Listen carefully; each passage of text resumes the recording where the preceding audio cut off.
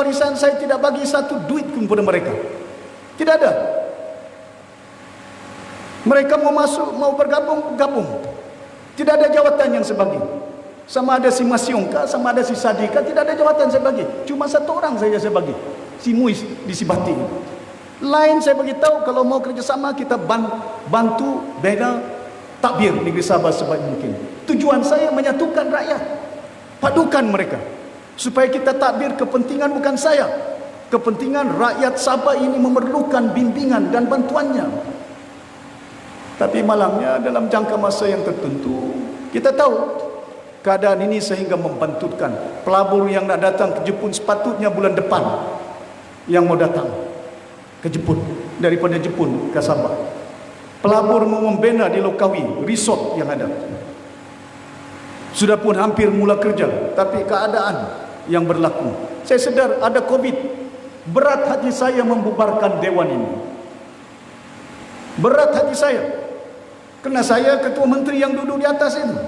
Jarang orang ini mau melepaskan ketua menteri. Macam si Musa Aman, dia saman sana, saman sini. Sudah kita dia cakap, oh orang lompat, bubarlah dewan. Bila mereka masuk dalam warisan, minta desak kita supaya bubar dewan. Bila saya bubar dewan, masuklah pula BIM Kama. Kenapa bubar dewan? Macam-macam. Bubar pun susah, tidak bubar pun susah. Saya beritahu, buat apa saya serahkan kuasa kepada mereka?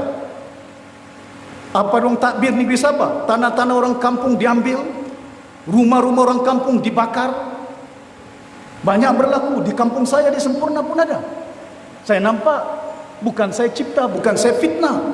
Perkampungan yang ada di Nagos, di kawasan-kawasan lain, di Tomod sendiri, reserve ambil, rakyat menjadi keadaan dia. Di Kota Merudu, Kampung Gana, 3.000 penduduk di Kampung Gana. Yang ambil alih Sapoda. Sapoda berapa orang saja dia punya pekerja? 50 orang, 30 orang. Saya beritahu dengan Sapoda, 30 orang keluar daripada tempat itu. Bagi dengan 3.000 orang, ini rakyat yang memerlukan bantuannya. Kita kena menyentuh hati rakyat. Jangan hanya kita sentuh hati tauki-tauki yang ada. Ini bukan tujuan kita memerintah. Kita memerintah, mana mungkin kita boleh jadi kerajaan kalau bukan rakyat yang mengundi kita jadi kerajaan. Pasal itu kita bubar dewan. Mana mungkin saya ditekan kiri kanan, tekan sana, tekan sini. Pilihan raya lalu, saya tahu, saya juga masuk dalam penjara, duduk atas lantai, bekas menteri, tidak ada tilam, tidak ada bantal. Tempat tidur saya sejadah. Itu saja tempat tidur saya.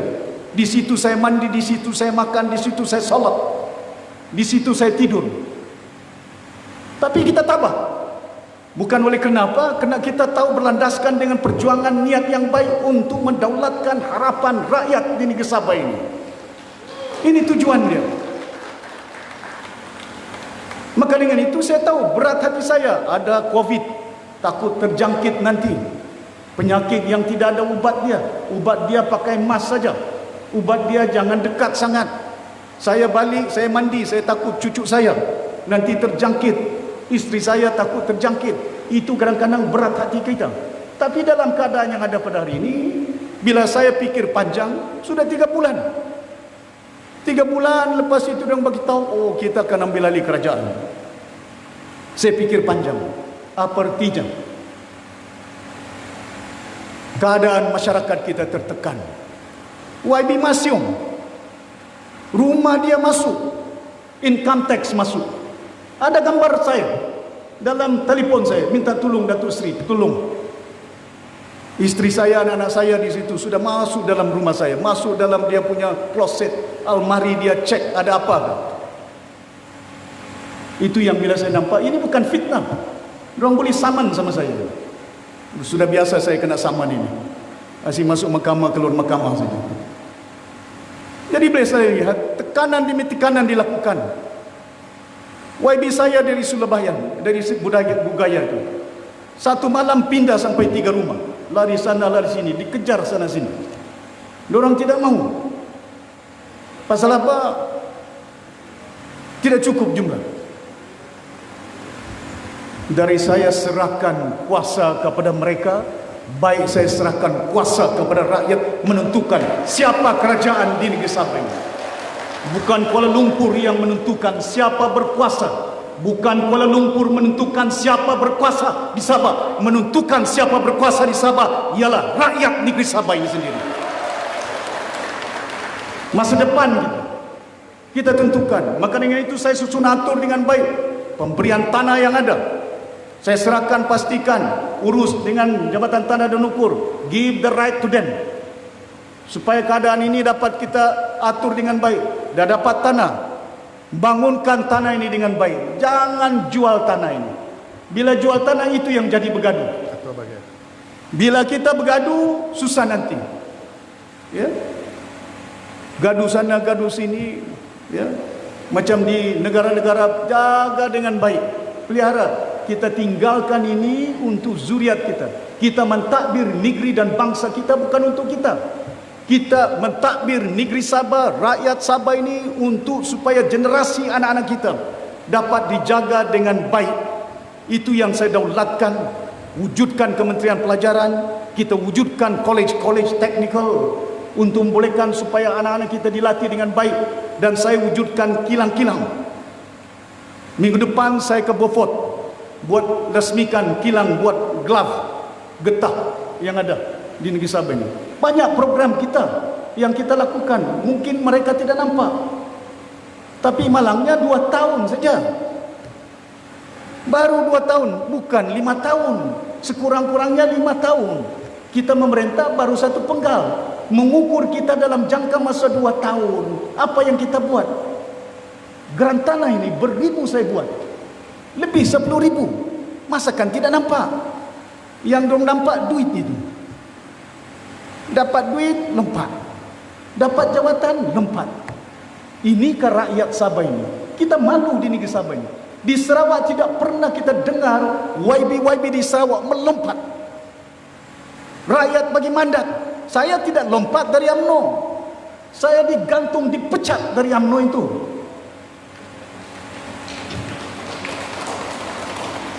Tuan-tuan dan puan-puan yang dirahmati sekalian, saya berharap sungguh usaha ini akan dapat kita bangunkan, akan dapat kita majukan. Bukan saya tidak nafikan ada kejayaan UMNO, ada kejayaan UMNO dalam membangun negara Malaysia, tapi Sabah masih ketinggalan daripada 270 bilion peruntukan tiap-tiap tahun di negara Malaysia. Saya menjadi menteri, 7 kementerian saya masuk, bukan 1 kementerian. Setiap tahun, terkadang itu 290 bilion bajet. Kemana ni duit ini? Berapa bilion yang di Sabah ini?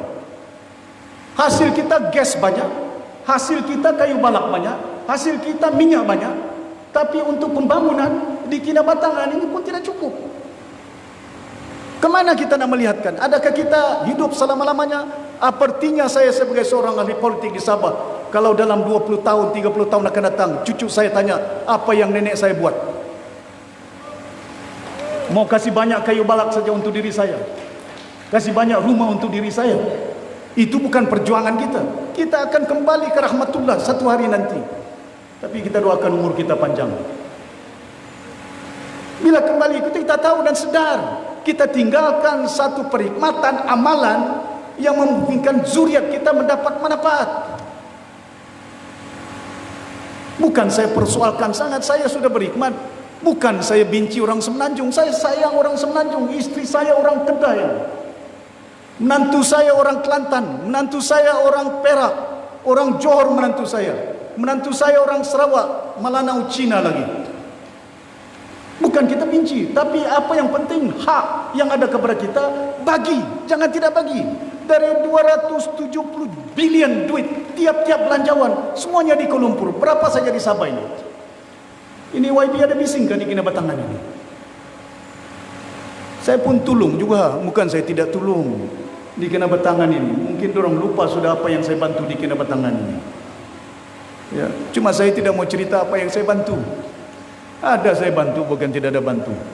Tapi itu tidak perlu bagi kita untuk menyatakannya. Yang penting kepada kita, perlu kita jaga dengan baik pengurusan pentadbiran negeri yang ada, supaya masa depan anak-anak kita dapat kita jaga dengan baik. Hadirin yang dihormati sekalian, hari ini saya amat berbangga kerana kita melihat bahawa usaha kerajaan untuk membolehkan supaya geran-geran tanah ini akan dapat dibangunkan, dimajukan. Saya telah meminta Kementerian Pertanian untuk membantu bagi benih-benih di Keningau. Saya bantu petani-petani. Saya bagi 2.300 geran tanah di Keningau. Minggu lalu 2.300 geran tanah di Keningau. Bila saya bagi, saya beritahu dengan Kementerian Pertanian, bimbing mereka, bantu dengan tanam pamelo, tanam nenas, buah-buah yang ada. Lepas itu jangan hanya jual buah-buah, kita buat kilang untuk buat jus nenas, untuk buat kilang kuih nenas, gula-gula nenas, supaya anak-anak kita ada pekerjaan dia. Jangan tidak ada kerja dia. Kalau tidak ada downstream, kalau tidak ada industrialisasi, tidak akan mungkin anak-anak kita mempunyai peluang pekerjaan. Dahulu saya banyak cerita, contohnya di Tawau. Di Tawau satu daerah yang paling banyak tanam koko. Ibu pejabat koko Malaysia di Tawau, tapi kilang buat coklat pun tidak ada. Kilang buat gula-gula coklat pun tidak ada. Hari ini koko sudah habis, ditukar dengan kelapa sawit. Pasal apa? Tidak ada kilang buat coklat. Yang ada buat kilang coklat dengan gula coklat cuma di Petaling Jaya saja. Kenapa di Sabah tidak ada? Kita yang tanam banyak. Saya beritahu kawan saya, Datuk Mendiang Lim Kenyek, Datuk Lim Kenyek, Menteri Komoditi hari itu, buatlah kilang di Tawau itu untuk membolehkan supaya anak-anak kita dapat peluang pekerjaan. InsyaAllah di kinabatangan ini, kalau kita di keredaan Allah Subhanahu Wa Taala, kita terus memerintah negeri, saya akan buat kilang-kilang untuk membolehkan anak-anak kita dapat peluang pekerjaan. Jangan cerita bahawa kita hanya pandai cakap saja. Mampu saya, bukan kita tidak mampu, ya, buat pembangunan yang ada. Ya. Yang cakap ini pun kawan-kawan saya, dorang tahu apa yang kita buat. Ya.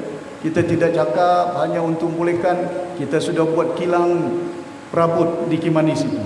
Minggu depan saya buat kilang untuk glove di Beaufort yang ada. Bukan kita tidak boleh buat, kita boleh buat. Cuma masalahnya, ialah 2 tahun saja.